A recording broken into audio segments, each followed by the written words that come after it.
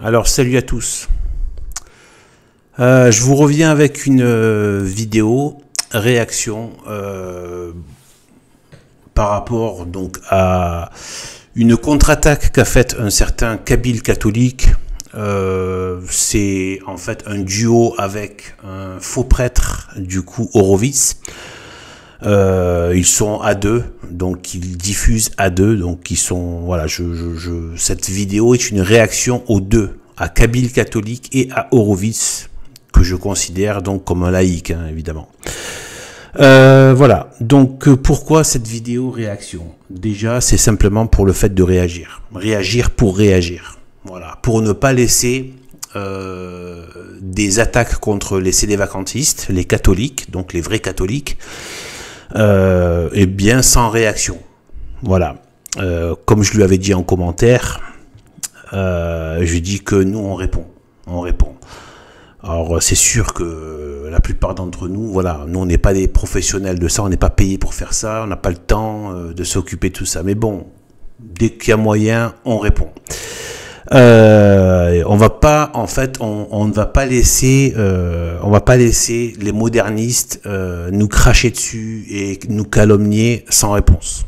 Voilà, ça n'existe pas. Donc déjà, en fait, j'ai même pas écouté sa vidéo. En fait, je ne les écoute jamais ces gens. En fait, même les Mathieu Lavana, il y a même pas besoin de les écouter. Qui a des heures, des tonnes de quarts d'heure à perdre avec des gens pareils, avec des faux, des fourbes à qui on a déjà, tout est déjà exposé. Il y a même plus besoin de parler, en fait, avec ces gens. C'est terminé. Il y a juste à continuer à dénoncer ce qu'ils font et leurs pratiques. Mais là, je vais faire donc, du coup, une vidéo plutôt réaction que réponse. Je fais pas de réponse. De toute façon, il m'a pas posé de questions. Donc, voilà, quand c'est pas une réponse, c'est plus une réaction. Et en fait, il y a Claire B, qui a vu passer la vidéo de Kabyle catholique anti-sédévacantiste et qui a fait une réponse, on va dire, voilà, où elle pour le coup elle a fait une réponse avec voilà, en reprenant les points, etc. Moi c'est pas ça que je vais faire, mais c'est bien ce qu'elle a fait, évidemment, hein, c'est voilà, en tout cas voilà, au moins c'est une réponse de sédévacantistes, on laisse pas passer. Il faut qu'ils s'habituent qu'à chaque fois qu'ils vont parler, ils vont se prendre des réponses par derrière, des réactions, des dénonciations. C'est pas juste eux qui sont, non, ça c'est, voilà, on n'est pas au Vatican, là on est sur Internet. Donc en fait, voilà, donc en fait, je vais vous dire comment je vais répondre, en fait. Je vais vous dire comment je vais répondre. Déjà, vous voyez la photo que j'ai mise, déjà ça annonce la couleur. C'est-à-dire qu'en fait, déjà, le peu que j'ai entendu en écoutant la vidéo de Claire B, qui lui a répondu, j'ai entendu certaines... J'ai même pas écouté en entier. C'est-à-dire que les passages où il parlait, je zappais. C'est le même blabla qu'ils sortent tous. C'est pareil Mathieu Lavana, c'est pareil Arnaud Dulouche, etc. Tout ça, c'est du déjà vu et ça sert à rien. Ils veulent pas entendre, ben ils entendent pas. On va pas passer notre temps en train de répéter à des gens qui veulent pas entendre. Voilà. En fait, ils ressortent tous les mêmes choses. Schismatiques, on serait des schismatiques. Ils nous traitent de protestants, voire comme les gauchistes qu'ils sont. Donc, ils nous traitent d'extrémistes, etc. Ce genre de choses-là. Et d'intégristes, exactement comme le système, comme la République, parce qu'ils appartiennent au même monde, ils appartiennent au monde en fait. Donc forcément, ils reprennent, ils ont les mêmes réactions que le monde, vous voyez, par rapport à la vérité catholique. Eh bien en fait, ils ressortent toujours les mêmes choses. Schismatique, sédévacantiste égale schismatique, protestant, etc., etc., et voire extrémistes, radicalistes, surtout quand on sait aujourd'hui à quoi moi je suis un catholique radical, intégriste et fier de l'être, j'en ai rien à cirer. Mais j'aime pas trop reprendre le mot intégriste parce que c'est les ennemis aiment bien aiment bien. Pour eux, c'est de l'insulte et une façon de nous disqualifier, de nous criminaliser. Mais moi, je suis radical, évidemment, voilà, c'est très bien. Enfin, moi, je suis très à l'aise avec ça, avec l'intégralité de la religion catholique, la radicalité de la vérité catholique, etc. Je suis absolument à l'aise avec ça. C'est pour ça que je suis catholique. C'est pas pour être voilà. Donc moi, quand ils disent ça, voilà, pour moi c'est voilà. Mais en fait, c'est pour dire que eux, ils reprennent les termes du système. Donc ils nous qualifient de ça, protestants, schismatiques, machin, etc., etc. Et donc voilà. Eh bien en fait, voilà comment on doit leur répondre. Ceux qui veulent s'en inspirer. Il faut en fait, ah oui, et ah non, c'est pas terminé. Et la seule chose, d'ailleurs, c'est la seule chose qui leur reste, parce que c'est tout ce sur quoi s'appuie leur usurpation. C'est-à-dire qu'ils ont pris la légalité. La légalité dans le sens, ils ont pris la juridiction. Ils occupent de façon illégitime, exactement comme leur pape, comme leur faux pape, et comme leurs faux cardinaux, etc. Ils occupent des postes juridiques de façon illégitime. En fait, c'est quelqu'un qui m'a repris dans un commentaire, et sur ça, il a tout à fait raison. Moi, j'avais pas cette subtilité. Je disais, ils ont la juridiction. Non, en fait, il a raison, celui qui m'a repris. En fait, ils n'ont même pas la juridiction. Ils l'ont parce qu'ils l'occupent, exactement comme l'imposteur serpent Bergoglio. Ils l'occupent. Mais c'est pas parce qu'ils occupent un poste d'autorité qu'ils sont légitimes. S'il y a un coup d'État, que quelqu'un occupe le poste de président, ou une colonisation, ils occupent des postes, et pourtant ils ne sont pas légitimes. Ils n'ont pas de légitimité. Bien, eux, c'est pareil. En fait, ils occupent une juridiction, mais en fait, ils n'ont pas la juridiction. Au niveau de la religion, ils n'ont pas de juridiction. Parce que la juridiction incombe à ceux qui sont dans l'Église. Mais être dans l'Église, c'est pas juste être dans des papiers. Être dans l'Église de Jésus-Christ, c'est la vérité. Donc, dans l'Église, quand tu es un hérétique, un blasphémateur, quelqu'un qui contredit des dogmes de foi, tu sors ipso facto, c'est le terme employé juridique, ipso facto, il me semble que c'est juridique, ipso facto, c'est-à-dire de fait. Il n'y a même pas besoin de te faire un procès. Tu es déjà sorti de l'Église catholique. Tu n'es plus dans l'Église catholique. Tu nies un dogme de foi. Par exemple, si tu dis je ne crois pas que Dieu a créé directement, sans l'aide d'un quelconque intermédiaire, eh bien, le monde, la création matérielle, eh bien, en fait, tu nies un dogme de foi du Dieu créateur. Si tu nies la virginité de la très sainte Vierge Marie ou son immaculée conception, eh bien, tu n'es plus catholique. Même si tu acceptes tout le reste, ben, tu n'es plus catholique. Donc là, on a pire que des hérésies, on a de la perversion, on a du blasphème, on a on a le cumul de tous les mœurs dépravées, on a des gens qui appartiennent aux loges maçonniques, etc., en masse, et qui occupent, alors que ça a été frappé d'anathème par plusieurs papes. Bon, après, je sais pas si chaque pape a refait quelque chose, mais en tout cas, c'est frappé d'anathème. Après, est-ce que chacun a confirmé, peut-être? Mais en tout cas, voilà. Enfin, non, ils ont tous confirmé, ça c'est sûr. Mais après, au niveau juridique, je sais pas comment ça se passe. Mais en tout cas, oui, c'est sûr, au niveau juridique, c'est anathémisé. C'est-à-dire, tu es sorti et tu es excommunié. C'est frappé d'excommunication. L'appartenance à la franc-maçonnerie. Il y en a des tonnes dans cette institution Vatican II. Des tonnes. Voilà. Donc, en fait, voilà comment il faut leur répondre. En fait, la juridiction, c'est pour faire quoi? C'est pour faire de la Pachamama? C'est pour faire rentrer l'islam dans les églises? C'est pour marier des homosexuels? C'est à ça que sert la juridiction? Donc c'est la preuve que avoir la juridiction ne fait pas de vous un catholique. C'est juste un support juridique, légal, pour pouvoir exercer, voilà, dans un territoire déterminé, etc., avec un système hiérarchique, etc. Mais c'est tout. Voilà. Ce n'est pas juste une administration pour de l'administration. C'est que l'aspect administratif. Donc, en fait, voilà comment moi je réponds à ces gens-là. En fait, il ne faut pas rentrer dans leur délire gna gna gna gna gna gna, et on va sortir les droits canoniques. Même avec les droits canoniques, tout ça, même avec soi-disant le côté juridique, ils sont grillés. Mais regardez comment on répond. On doit leur demander des comptes. Kabyle catholique et Horowitz.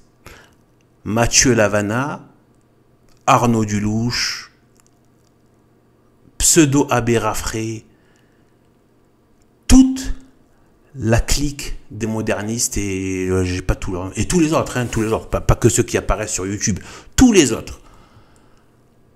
Ça veut dire quoi ça? Pourquoi il y a des cérémonies avec des drapeaux LGBT quand on sait les abominations que c'est? Pourquoi il y a ça? Il faut nous l'expliquer au niveau juridique, au niveau du droit canonique, au niveau des encycliques, au niveau des pères de l'Église, au niveau de la tradition, au niveau même de la Sainte Écriture et des très saintes paroles de notre très saint Seigneur Jésus-Christ. Il faut arriver à nous l'expliquer. Puisque vous êtes si fort pour nous expliquer que vous avez usurpé les postes, alors les postes les juridiques, juridiquement vous occupez des postes mais pas pour ne pas professer la foi catholique, mais au contraire pour la contredire. Donc il faut nous expliquer ça.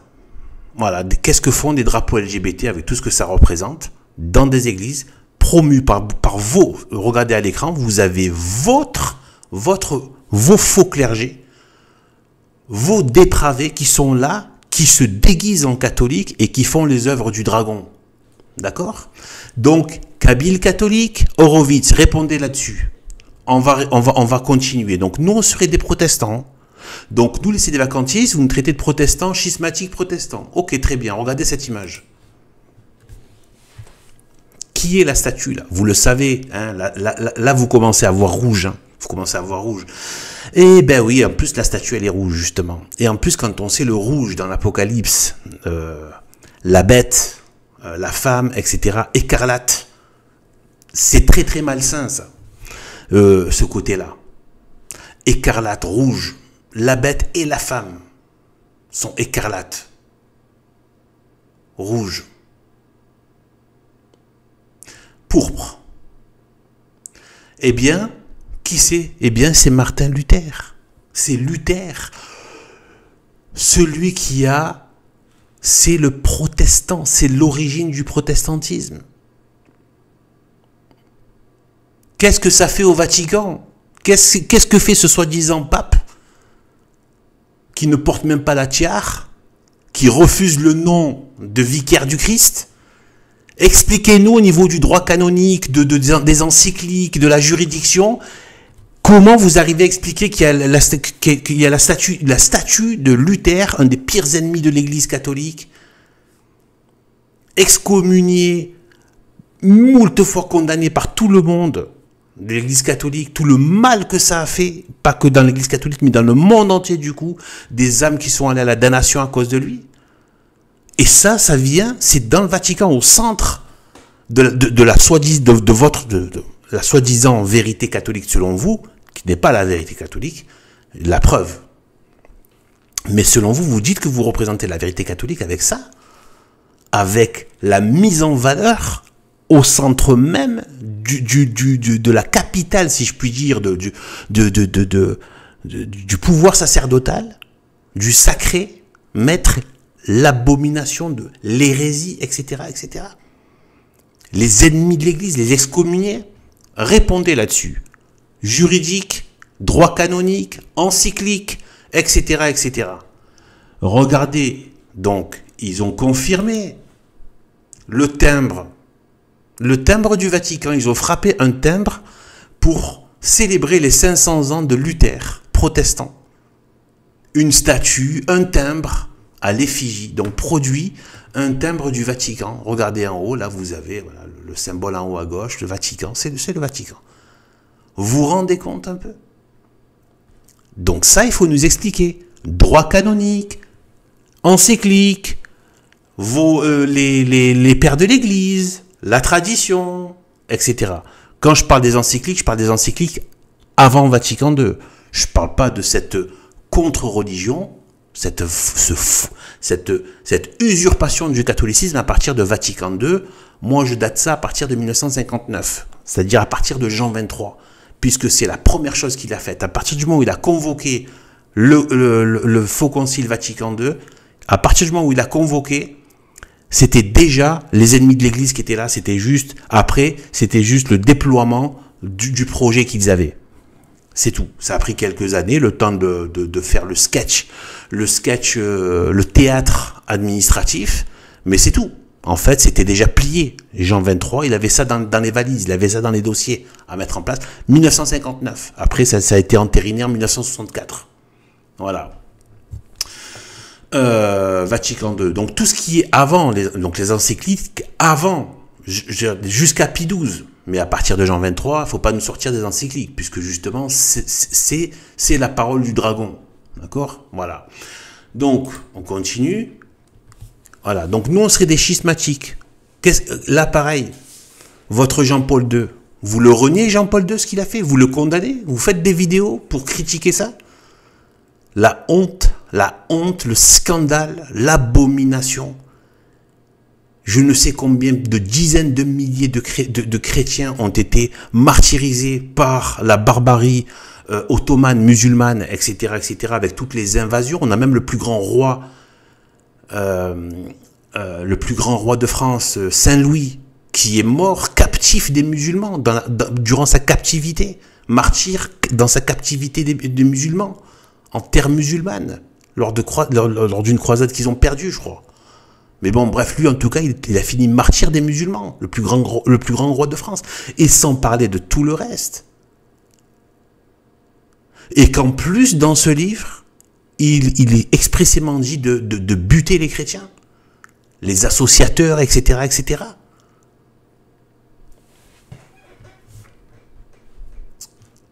Donc, qui nous traite d'idolâtres en plus, etc., etc. Et donc, il a embrassé. Ça, il faut nous l'expliquer. Voilà, si vous aimez tant faire des explications avec le droit canon, tous ces trucs, machin, et tout ça, vous voulez faire les juristes, allez, expliquez-nous ça au niveau juridique. D'accord? Ensuite, il faut nous expliquer ça aussi. Qu'est-ce que fait votre soi-disant vicaire du Christ en train de prier avec une Pachamama, avec des idoles?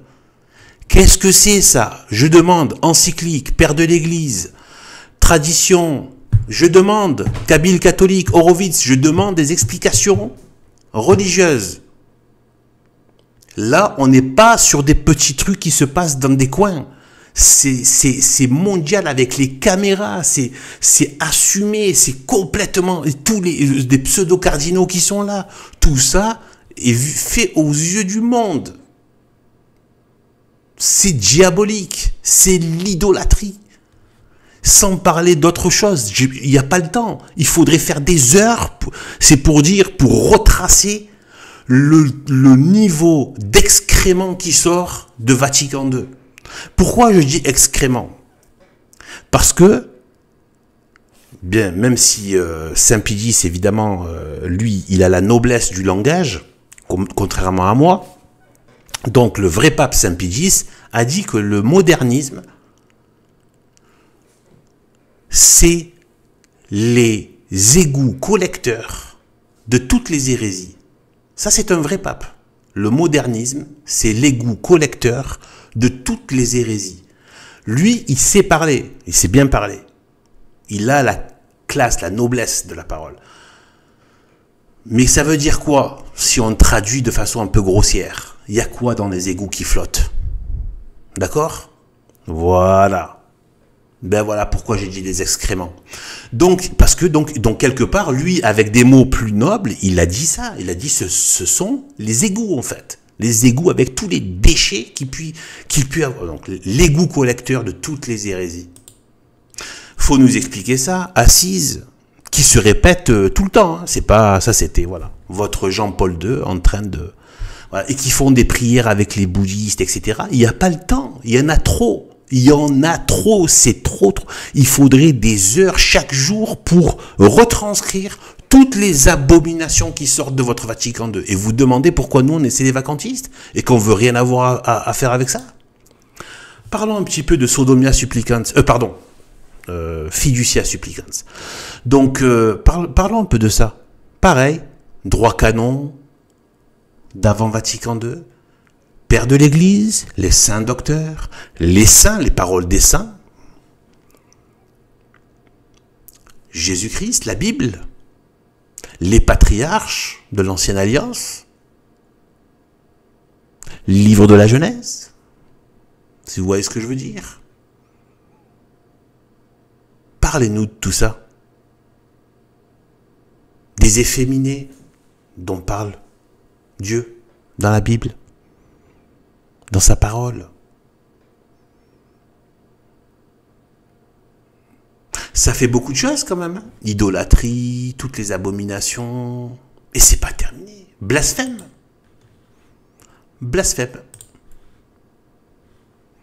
Donc vous avez en fait un certain Saltini. Ça c'était, j'en ai fait une vidéo. La ville de Carpi. C-A-R-P-I. Une ordure qui se fait appeler évêque a autorisé et soutenu et promu une exposition blasphématoire de peinture qui blasphème le Christ. Vous pouvez m'expliquer ce que c'est ça? Là, prenez cette image. Allez, faux prêtre Horowitz et Kabyle pseudo-catholique, ou plutôt Kabyle moderniste.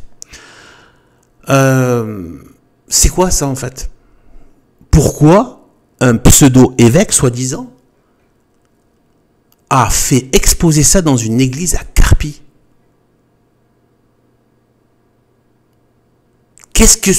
Comment vous l'expliquez? Juridiquement, allez, sortez les encycliques, le droit canon, la tradition, les pères de l'église, allez. Et en plus, au niveau de ces abominations, il y en a une horrible. En fait, c'est en fait là, regardez.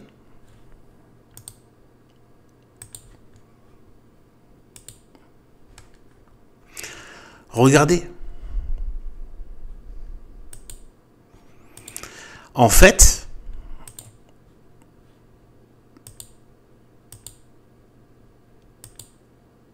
là, dans cette image-là, vous voyez ici, là? Eh bien, en fait, ils ont mis en scène la Vierge Marie en train d'être, soi-disant, je sais pas quoi, avec des, je sais pas quoi, des pharisiens ou quoi, qui la convoitent sexuellement. Mais on n'est pas chez les fous, et vous voulez nous dire que nous, on est des schismatiques? Vous voulez quoi, qu'en tant que catholique, on soutienne ça? Dans une église, même s'il avait soutenu ça dans une cave, il n'y a pas de mots en fait, mais carrément dans une église, soi-disant un pseudo-évêque, ça fait un scandale, scandalisé. Donc on a des histoires de fellation, de blasphème, de tout ce qu'on a de plus sacré par votre soi-disant clergé, qui ferme sa grosse bouche pour rester poli, en fait, qui ferme sa grosse gueule concernant notamment toutes les églises qui se sont brûlées en France. On ne les entend pas défendre l'église, les édifices, etc. Pire, vos pseudo-prêtres Vatican II donnent les clés d'église pour que des pseudo-artistes gauchistes blasphémateurs viennent déféquer sur l'autel leur blasphème. Qui a autorisé à un certain Bilal Hassani de venir, qui en plus a blasphémé, il a fait un truc sur une espèce d'image avec la Vierge Marie, c'est un blasphémateur. Qui lui a donné les clés pour venir faire sa crasse dans une église? Qui lui a donné les clés? Votre épiscopat, votre pseudo-clergé, qui ouvre les portes du sanctuaire pour y inviter le blasphème et les blasphémateurs et les ennemis de l'Église. Il faut répondre là-dessus. Ne parlez pas de juridique. On s'en fiche, c'est terminé. Vous êtes pliés. Le juridique est perdu à partir du moment où tu sors de la vérité catholique. Tu as perdu tout. Tu sais même pas que tu peux avoir une juridiction. Tu n'es même plus catholique. Donc un catholique, par définition, il peut pas être prêtre, il peut pas être diacre, il peut pas avoir des fonctions, etc. Tu es sorti, c'est fini.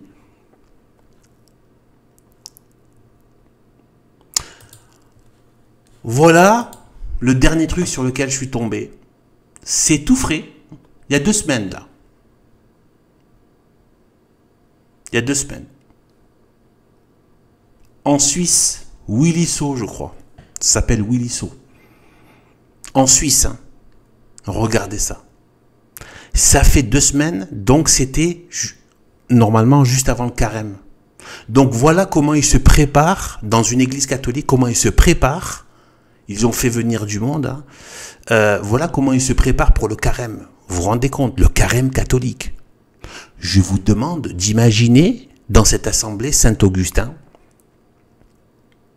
Saint Thomas d'Aquin, Saint Jérôme, Saint Cyprien, Tertullien, Saint Bernard, Sainte Thérèse de l'Enfant Jésus,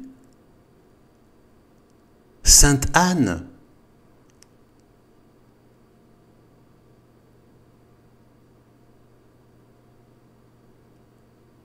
Charlemagne, le roi Saint-Louis, Jeanne d'Arc,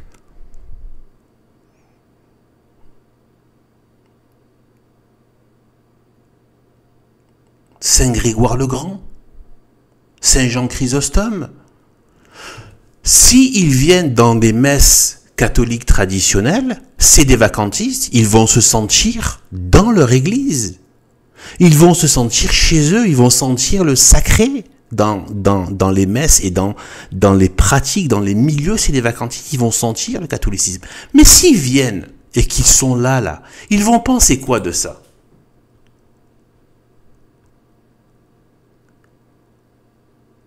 Un carnaval, il y a 2 semaines en Suisse.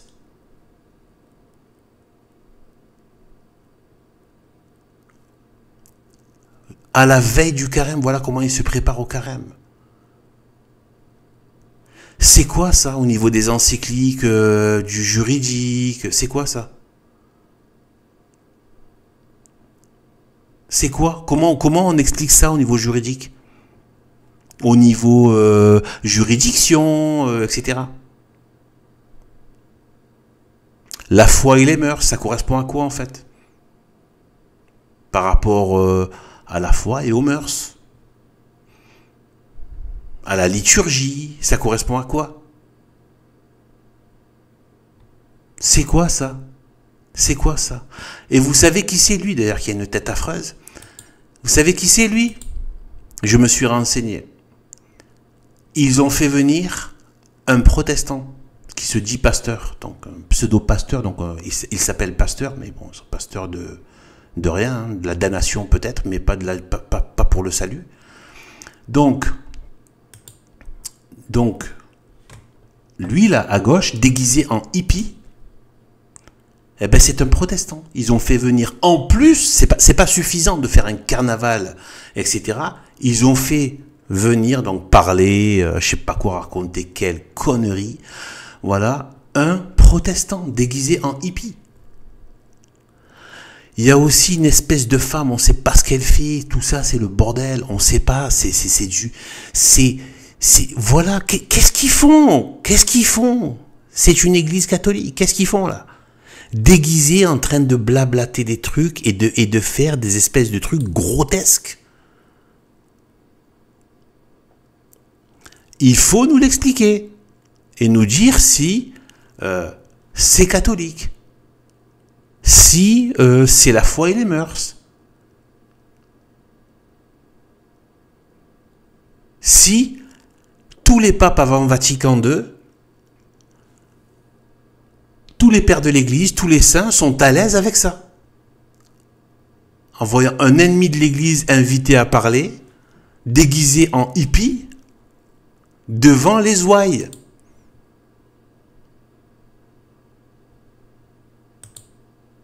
D'accord? Et en faisant des trucs grotesques.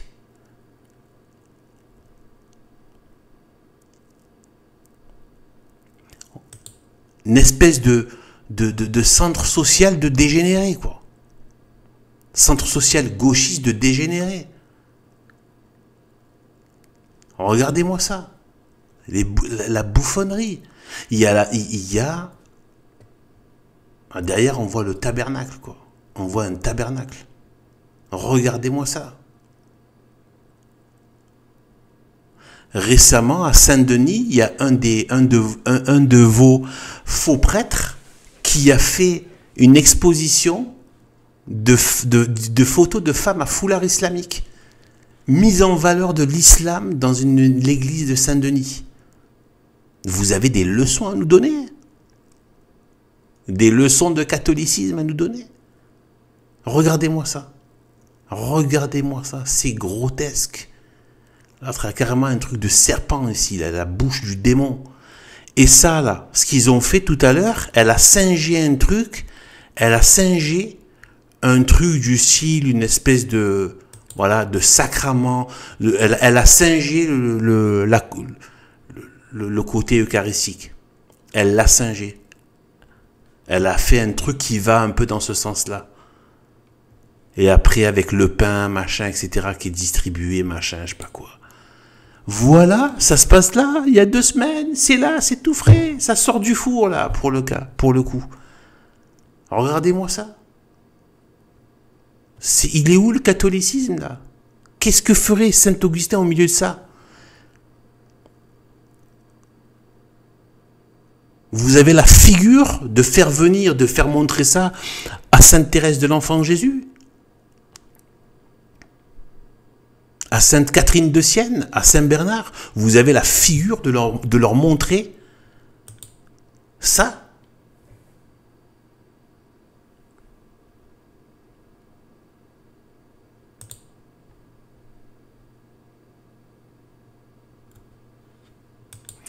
Voilà. Je pense que là, on est bon. Voilà, Kabyle catholique. Voilà. Il va falloir un peu potasser voilà, le droit canon, le côté juridique, tout ça. Moi, je suis une bille dans tout ça. Je connais pas tout ce qui est juridique. Mais je serais très intéressé d'avoir des explications juridiques, encycliques, père de l'Église, tradition, saint docteur. Voilà. Vraiment pour voir comment vous arrivez à expliquer ça et que nous expliquer que c'est parfaitement catholique. D'accord? Voilà, allez sur ce, que Dieu nous bénisse et vive la vérité catholique et gloire et honneur à Jésus-Christ et à sa très sainte mère Marie.